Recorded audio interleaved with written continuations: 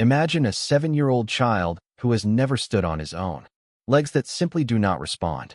A family that has slowly learned to live with that reality. Until something impossible happened one Tuesday in April. A miracle of the Virgin Mary that changed everything forever. This is the story of the Carter family. And what you're about to hear may challenge everything you think is possible. But before we continue, leave a comment telling me where you're watching from and what time it is there right now. I'd love to see how far the miracles of the Virgin Mary are reaching. Jennifer Carter lifts her son into her arms for the 10th time that morning.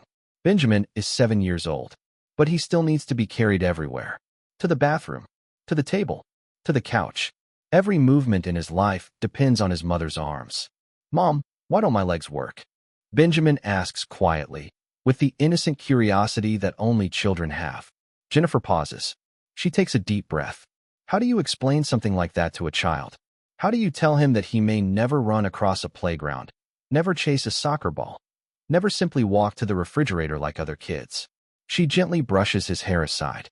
"Your legs are special, my love," she says softly. "They're just different from other children's." At 5 o'clock that afternoon, Mark Carter arrives home from work. He has been a welder for 15 years. His hands are rough and scarred from metal and heat. His shoulders carry the weight of long shifts and heavy labor. But the moment he sees Benjamin, everything changes. His tired eyes brighten. A smile appears instantly.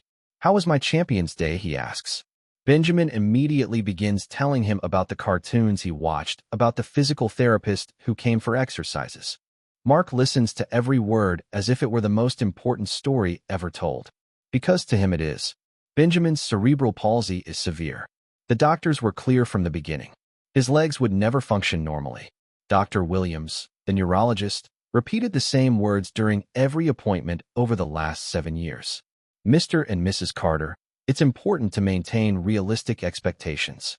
Benjamin may gain some strength in his upper body, but walking is not something we should expect." He always tried to soften the blow. "At least his speech and comprehension are excellent. He'll be able to communicate like any child his age." Jennifer would leave the office silently. Mark would drive home without saying a word. But life goes on. Jennifer left her job to care for Benjamin full-time. Not because she had to, because she chose to. A choice made out of love. Mark takes extra shifts whenever necessary. The medical bills are heavy, but they never complain. 3 times a week, Mrs. Johnson arrives for physical therapy. Exercises that seem endless. Repetitive movements. Stretching. Positioning. Benjamin cooperates patiently.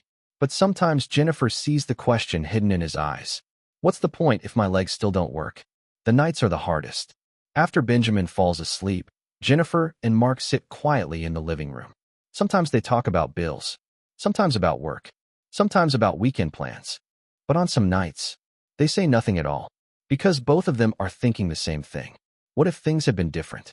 One evening, Jennifer finally whispers what she has been holding inside. "Sometimes I dream I wake up and hear little footsteps running down the hallway." Mark takes her hand. "Me too." They never say those things near Benjamin. A child should not carry the weight of impossible dreams. One afternoon, Jennifer notices an elderly woman outside through the window. Gray hair, small boxes in her arms. A new neighbor, perhaps. She looks alone. Maybe a widow.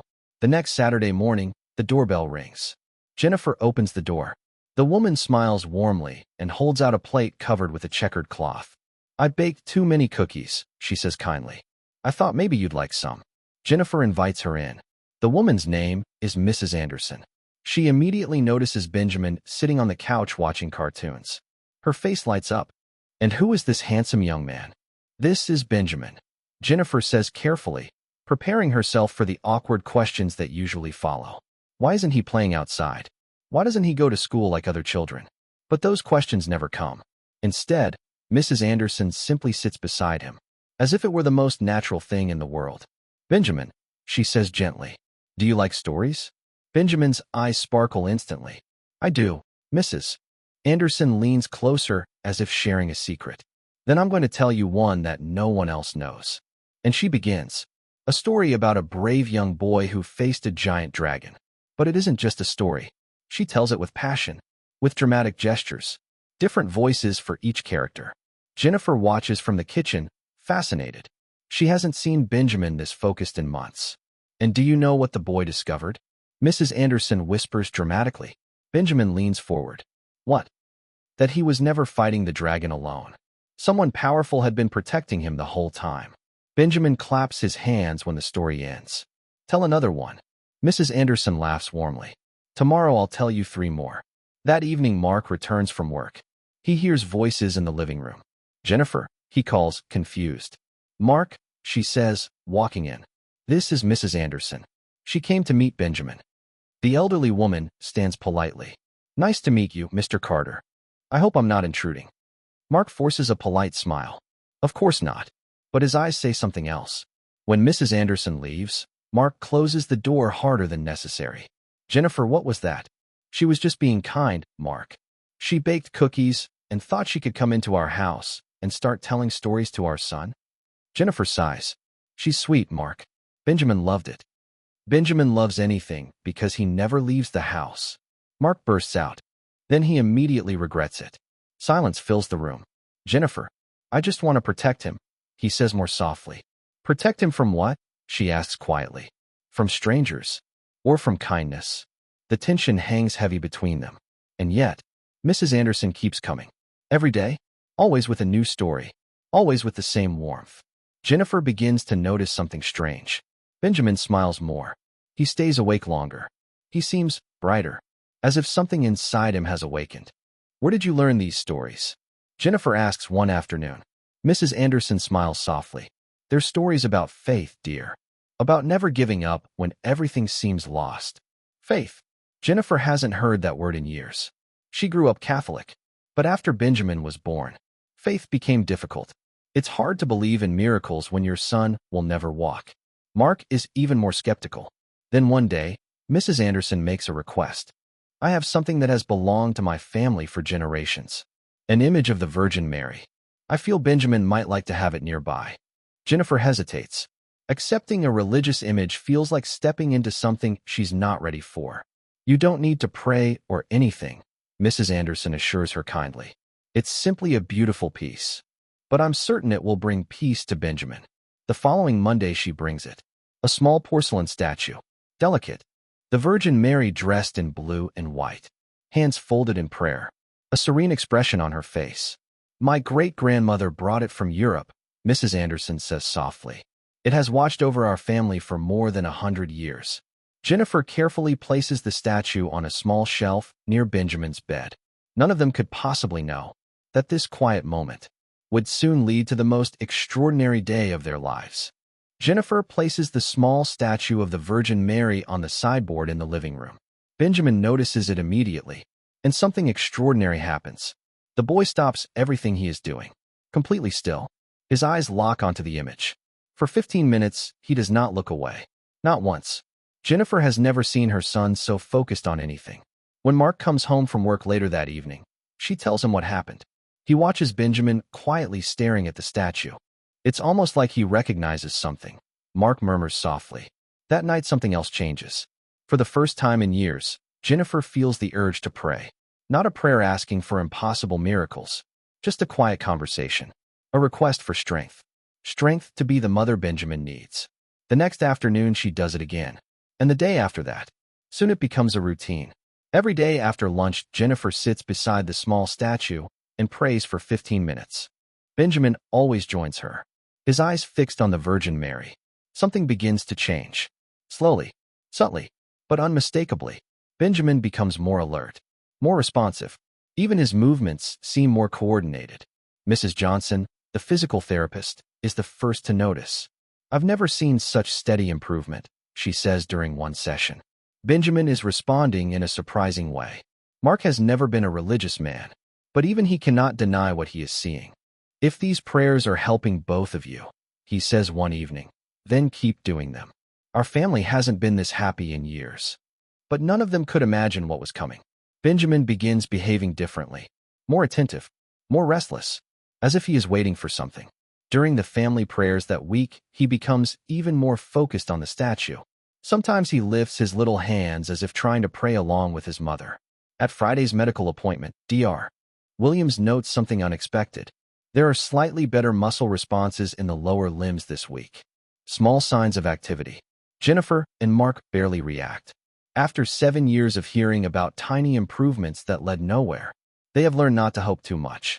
On Sunday afternoon, Mrs. Anderson makes a comment that none of them will ever forget. Benjamin is preparing for something important, she says quietly. I can feel it. Jennifer laughs gently. What big thing could possibly happen in his life? Mrs. Anderson only smiles. One never knows the plans heaven has for our children. Monday night, Benjamin can hardly sleep.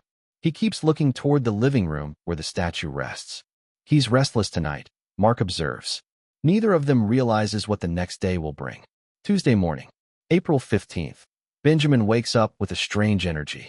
He seems more awake, more present, as if he somehow knows this day is different. Jennifer begins her usual afternoon prayer. Benjamin sits on the floor watching cartoons.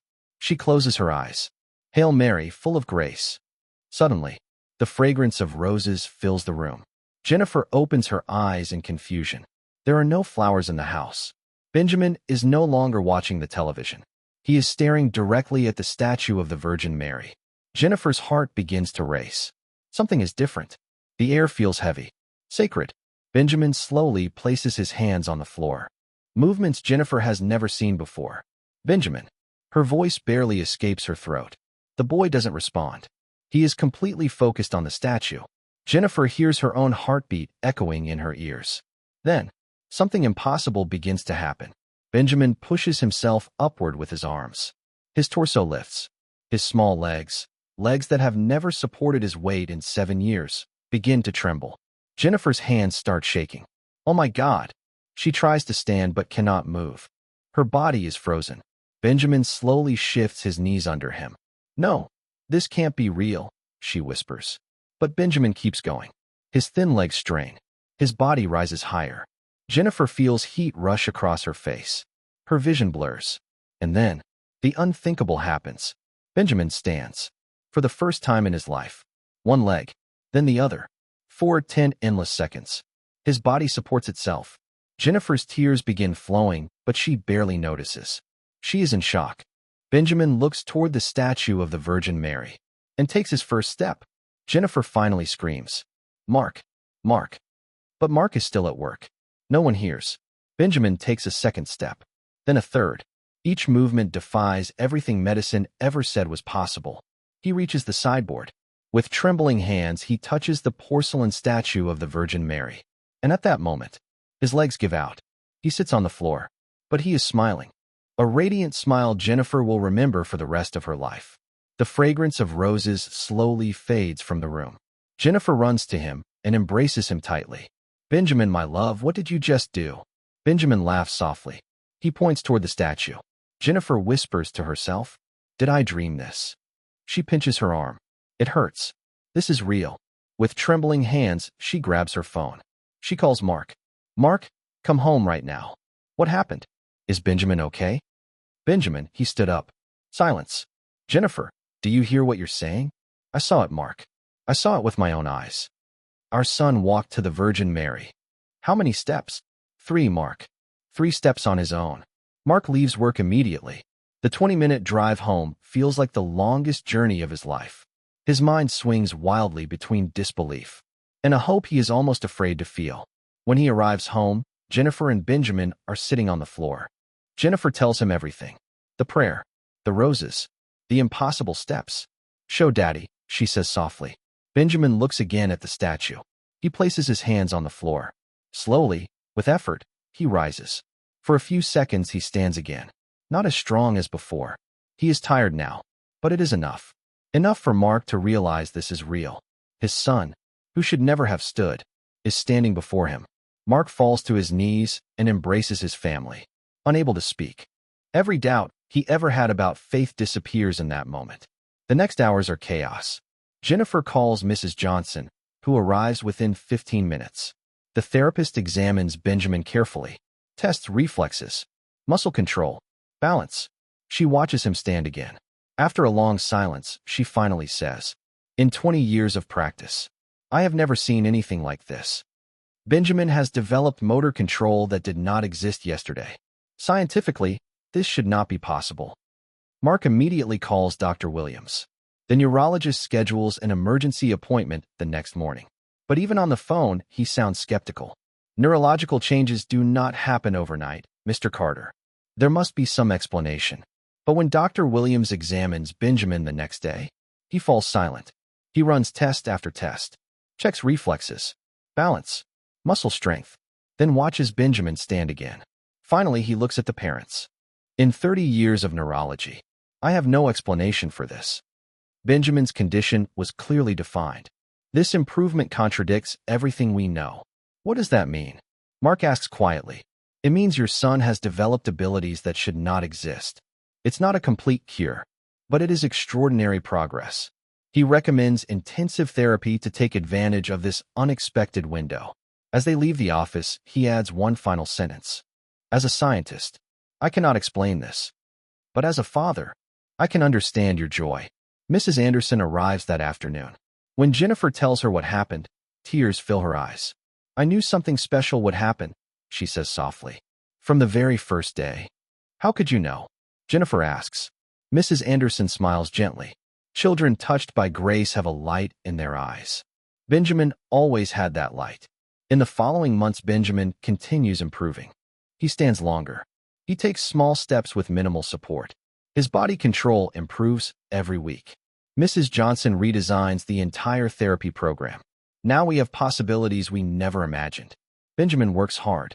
And Mark, the man who once dismissed faith completely, now kneels beside his family every evening during prayer. I saw my son do something medicine said was impossible, he says quietly. I can no longer deny that something greater exists. Jennifer, meanwhile, develops a deep devotion to the Virgin Mary, because every time she looks at the small statue on the sideboard, she remembers the moment her son stood up and took his first steps toward heaven. The small statue on the sideboard becomes the quiet center of the Carter home. Jennifer surrounds it with fresh flowers every morning. White lilies, small roses, sometimes simple wildflowers from the yard. She replaces them carefully each day. Our Lady touched my son, she often says softly. How could I not be grateful? Soon the story begins to spread. First among neighbors, then through the local parish, then through families who have children with disabilities. Parents begin visiting the Carter home, not looking for guaranteed miracles, but searching for something just as powerful. Hope. Jennifer and Mark welcome everyone with warmth. They never promise anything. They never pretend to understand why the miracle happened.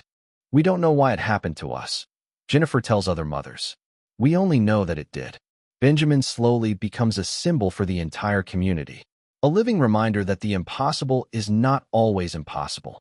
For many people, his story rekindles a faith they thought they had lost. 6 months pass. Benjamin still has cerebral palsy. He still requires special care. He still uses support equipment for many daily activities. But life is no longer the same. Now he can stand on his own for 5 full minutes. Now he can take short steps without help.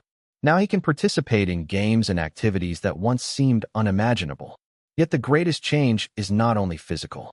It is spiritual. Jennifer becomes known in the community for her devotion to the Virgin Mary. Mark, who once doubted everything about faith, now prays beside his family every evening. The Virgin Mary didn't just change my son's legs, Jennifer reflects one afternoon. She changed our entire family. Mrs. Anderson, now 69 years old, often sits quietly with Benjamin and smiles. Meeting him, she says, was the most special moment of her life. God allowed me to bring the statue to your home, she tells Jennifer. But Benjamin taught me what true faith looks like. For the neighborhood, Benjamin becomes living proof that the Virgin Mary still performs miracles today. His story spreads hope. It strengthens faith. And it comforts families who feel overwhelmed by pain or uncertainty. But the miracle was never only about a child standing up. It was about something deeper. It transformed a family. It touched a community. It changed the way many people understood faith, suffering, and hope. For Jennifer and Mark, Benjamin is more than their beloved son. He is a living reminder that no one should ever lose hope.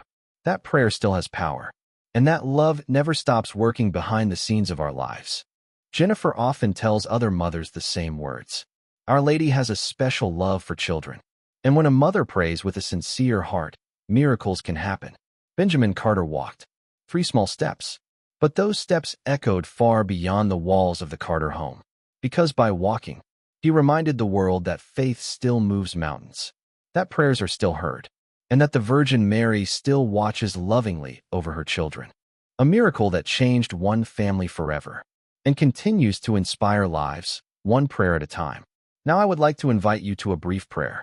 Most Holy Virgin, Mother who listens to the silent cries of her children, Mother who walks beside us in moments of pain and hope, today we place our lives in your hands. You know the tears we hide. You hear the prayers we whisper in the quiet of the night. You understand the fears we carry in our hearts. Spread over us your mantle of tenderness. Carry our needs and our hopes to your Son, Jesus. May your presence bring peace to our homes. May your intercession strengthen our faith.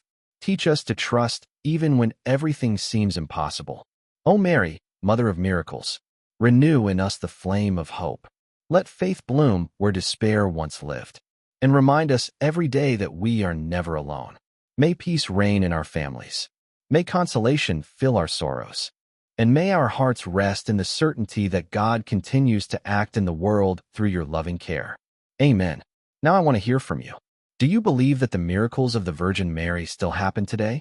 Write your answer in the comments, or share your own testimony of faith, because sometimes a single story, a single message, can bring hope to someone who needs it most.